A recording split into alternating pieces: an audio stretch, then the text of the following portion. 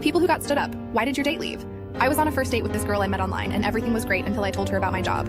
I was a server at a small cafe, and when she found out, her entire vibe shifted. She kind of rolled her eyes and sarcastically said, "Oh, so you're not really ambitious." I laughed it off, thinking she was joking.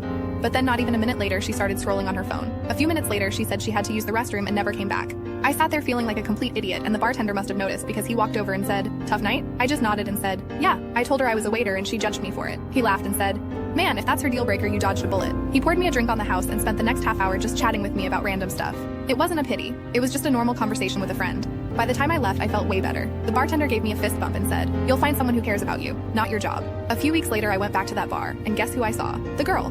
She was with another guy dressed to the nines and clearly trying to show off. The bartender saw me and gave me a little grin. He leaned over and said, "I got you," before heading to their table. I don't know what he said, but she looked mortified and stormed out. Her date just sat there, totally confused. The bartender came back and winked at me.